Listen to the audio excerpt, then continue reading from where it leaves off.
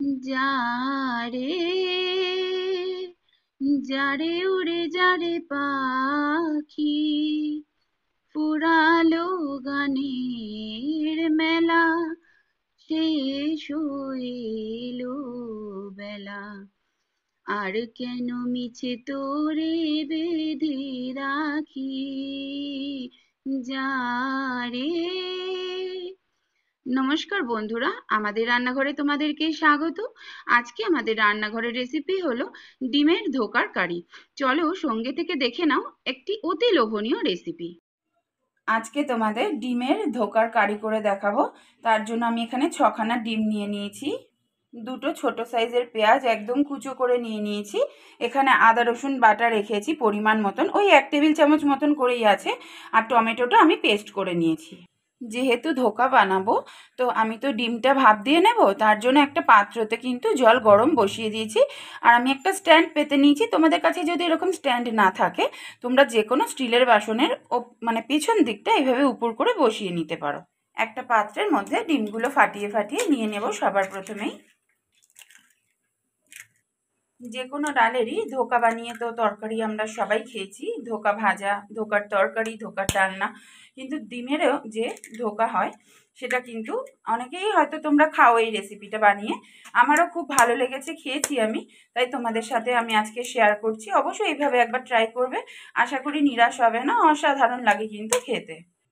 6টা ডিমের আন্দাজে লবণটা দিলাম, ঝালের জন্য আমি লঙ্কার গুঁড়ো ব্যবহার করলাম, তোমরা চাইলে গোলমরিচ গুঁড়োটাও দিতে পারো।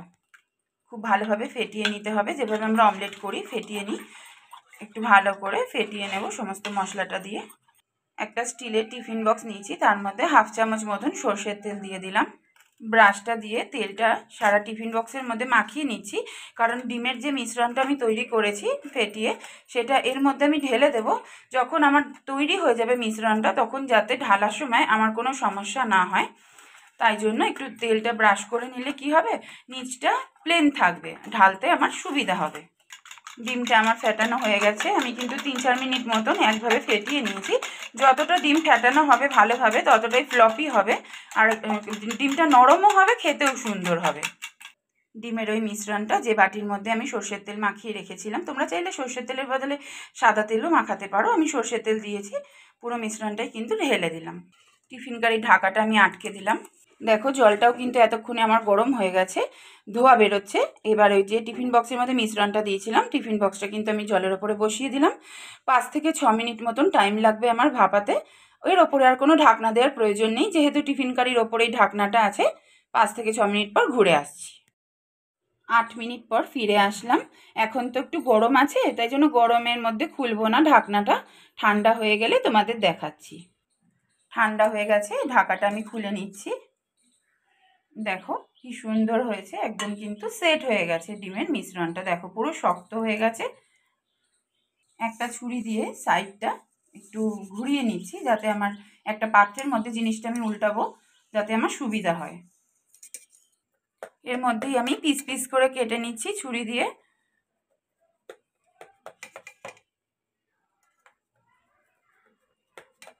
লম্বায় কেটেছি, এবার একটু আড়ে কেটে নিচ্ছি, এরকম চৌকো চৌকো শেপ করে কেটে নেব পুরোটাই। দেখো পিসগুলো কেটে কেটে আমি একটা পাত্রের মধ্যে তুলে নিয়েছি, দেখো কতটা শক্ত হয়েছে, পুরো ধোকার মতন হয়ে গেছে, একটুও কিন্তু নরম নেই। দেখো ফ্রাইং প্যানে আমি সর্ষের তেলটা গরম বসিয়ে দিয়েছি। ডিমের যে ধোকাগুলো আমার তৈরি হয়েছিল সেগুলো এবার একটু ভালো করে ভেজে নেব এপিট ওপিট করে। জিনিসটা আমার রেডি হয়ে গেছে, ভেজে নিলে স্বাদটা একটু ভালো লাগবে, তাই জন্য কিন্তু একটু লাল লাল করে ভেজে নেব। এক পিঠটা হয়ে গেলে আর এক পিঠ উল্টে দিতে হবে, দু পিঠটাই কিন্তু সমানভাবে ভেজে নিতে হবে। দেখো ব্রাউন কালার করে কিন্তু আমার ভাজা হয়ে গেছে প্রত্যেক কটা পিস। এই সময় আমি তুলে নেব, বাকিগুলোও একই রকমভাবে ভেজে নেব। অবশ্যই কিন্তু তোমরা এইভাবে একবার ট্রাই করবে, যারা ডিম খেতে ভালোবাসো। ডিমের নানান রকম রেসিপি কিন্তু ট্রাই করতে ক্ষতি কোথায়, আর খেতে যখন এতটাই সুস্বাদু হয় তো নানান রকমভাবে খেলে কিন্তু ভালোই লাগে আমাদের।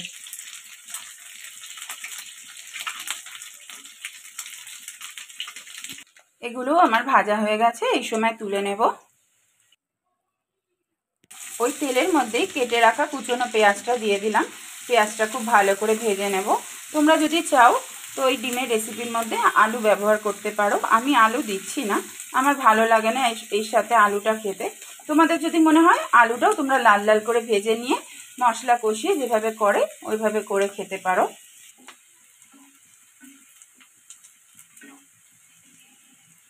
পেঁয়াজটা 50 থেকে 60% মতন ভাজা হয়ে গেছে। 1 চা চামচ রসুন বাটা যেটা রেখেছিলাম সেটা দিয়ে দিলাম। রসুনটাও পেঁয়াজের সাথে ভাজা ভাজা করে নিতে হবে। রসুনের গন্ধটা যেহেতু বেশি হয় তাই আগে দিয়ে রসুনটা 2-2.5 মিনিট মতন কিন্তু ভেজে নিয়েছি, কাঁচা গন্ধটা চলে গেছে। এবার আমি ওই 1 টেবিল চামচ মতন যে আদা বাটাটা রেখেছিলাম সেটাও দিয়ে দিলাম। আদা রসুন পেঁয়াজের কাঁচা গন্ধটা যতক্ষণ থাকবে ততক্ষণ কিন্তু আমি খুব ভালো মতন কষিয়ে নেব। এবার আমি টমেটো পেস্টটা দিয়ে দিলাম। আমি টমেটোটা পেস্ট করে দিয়েছি, গ্রেভিটা বেশ একটু থকথকে হবে তার জন্য। তোমাদের যদি মনে হয় টমেটোগুলো খুব কুচো করেও তোমরা দিতে পারো, তাতেও কোনো অসুবিধা নেই। মশলাটা দেখো সুন্দরভাবে কিন্তু কষানো হয়ে গেছে, পাশ থেকে তেল ছেড়ে দিয়েছে। এবার আমি এক এক করে গুঁড়ো মশলাগুলো অ্যাড করব। হলুদ গুঁড়োটা দিয়ে দিলাম 1/2 চামচের একটু কম। ঝালের জন্য লঙ্কার গুঁড়ো দিয়ে দিলাম 1/2 চামচ মতন। 1 চা চামচ জিরের গুঁড়ো দিয়ে দিলাম, আমি ধনের গুঁড়ো এর মধ্যে ব্যবহার করছি না। লবণটা দিয়ে দিলাম পরিমাণ মতন। মশলাগুলো অল্প অল্প করে মশলার বাটি ধোয়া জল দিয়ে দিয়ে সুন্দরভাবে কষিয়ে নেব, না হলে তো নিচে লেগে যাবে গুঁড়ো মশলাগুলো। কারণ খুব বেশি তেল আমি ব্যবহার করি না রান্নায়, খুব যতটুকু দরকার পড়ে ততটুকুই কিন্তু তেল ব্যবহার করি। অল্প অল্প করে মশলার বাটি ধোয়া জল ব্যবহার করে করে কিন্তু মশলাগুলো কষিয়ে নেব।